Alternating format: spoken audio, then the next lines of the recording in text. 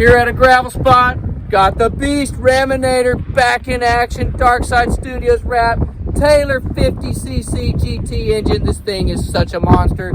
And I've got the Arrma Outcast 8S full M2C beast back there.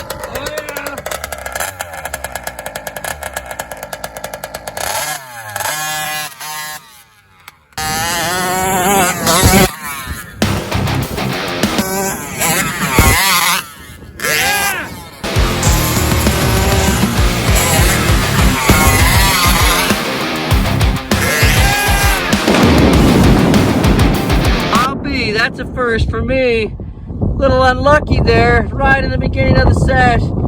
My screw just had to snap right there. Bummer. But I don't have a screw extractor with me. I'm gonna have to take it to the shop. That thing just bit the dust right there. Good thing we brought the Outcast.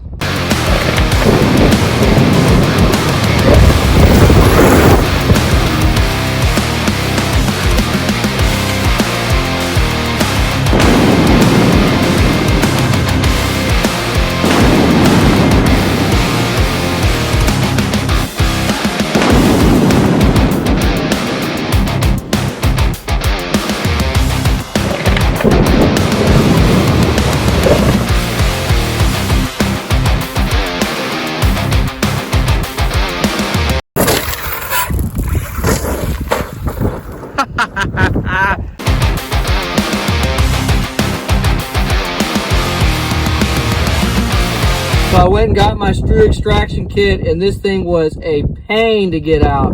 I can't get the camera to focus on it, but I got it, y'all. And I have a whole nother set of screws here with me. So we're gonna keep bashing the rim.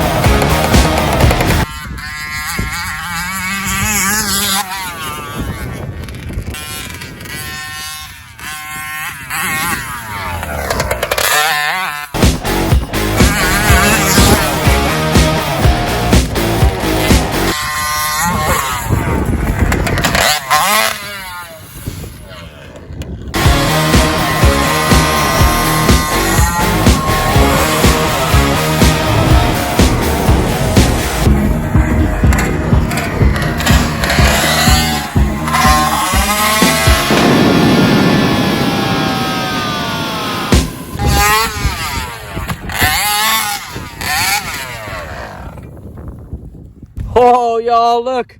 I snapped it clean off the turnbuckle link and I bent these. Dang, that was a hard hit.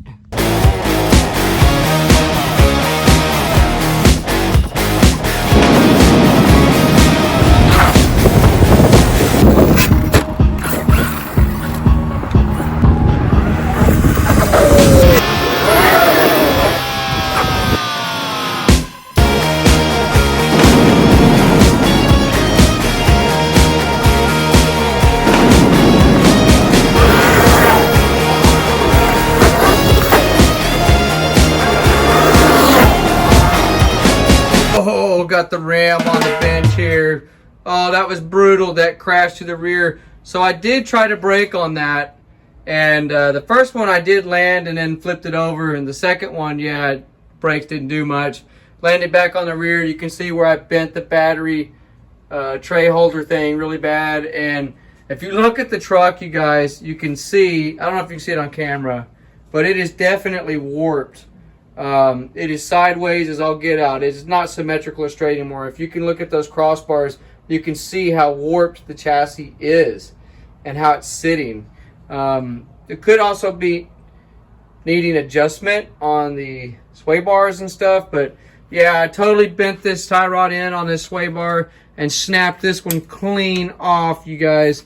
So I had the rear axle removed off of the truck right here, and surprisingly, there's no damage to the axle itself. These axles are bulletproof, y'all.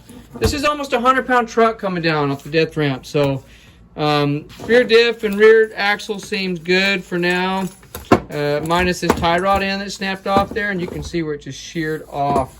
In the front, I've got issues going on again. This is not from jumping it right here. This is just from running this huge, crazy, powerful engine.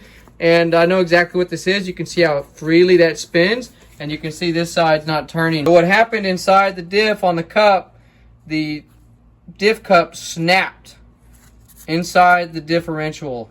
And I've seen this happen a lot. It's a common weak point on this truck, especially with the drivetrain, when you're running a heavy, big bore engine like this one, the Taylor 50. This thing just has mad loads of power, and this truck was not designed for so much torque and so much power. So I'm probably gonna put the stock engine back in when I fix this thing, just because I can't even enjoy driving it. As much as I love this engine, I can't even enjoy driving it with the drivetrain breakages just over and over and over. Another thing that I broke, which was interesting, and I can't believe that I actually broke it, was part of the engine mount.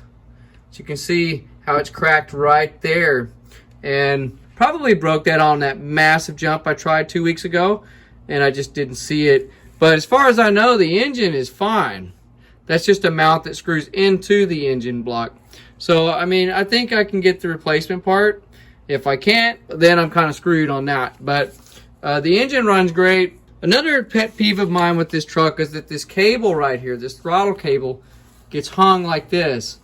You can see it comes out and it does that, and you brings your throttle up. So what I might do in the future is zip tie something down here to keep this from moving. That's an easy fix.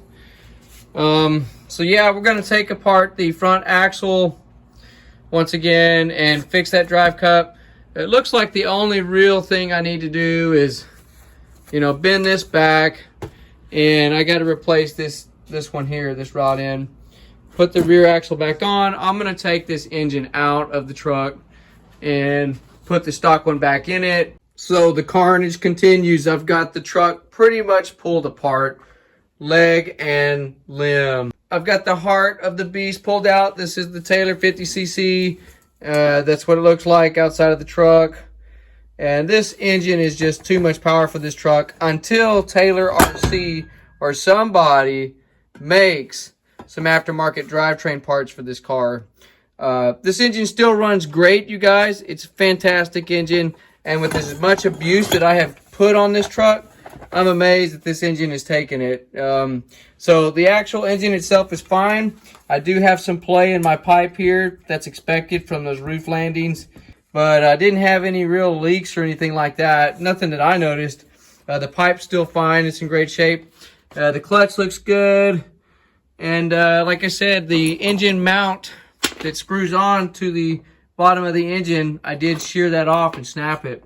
So that is an issue. As far as the chassis goes, remember when I said it was bent?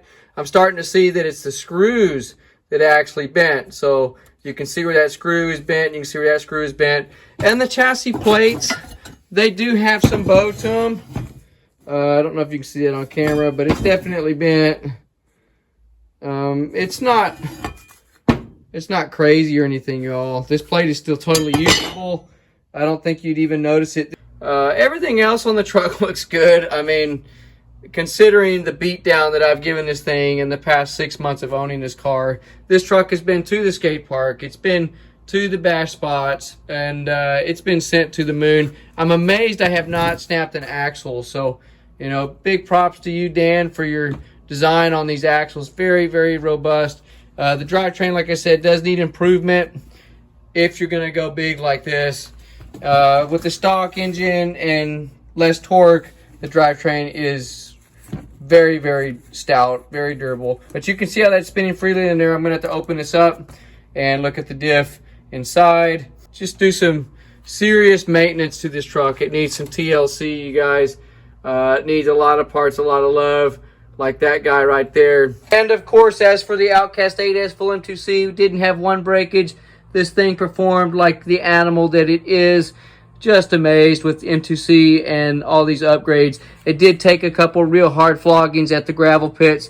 stuff that was off camera. Did have some sideways landings. The Overkill MTC drive shafts held up amazing. So no breakages on the Outcast. This thing is truly a beast. This is going to conclude this video, everybody. As always, thank you so much for watching. You know what to do. Peace out.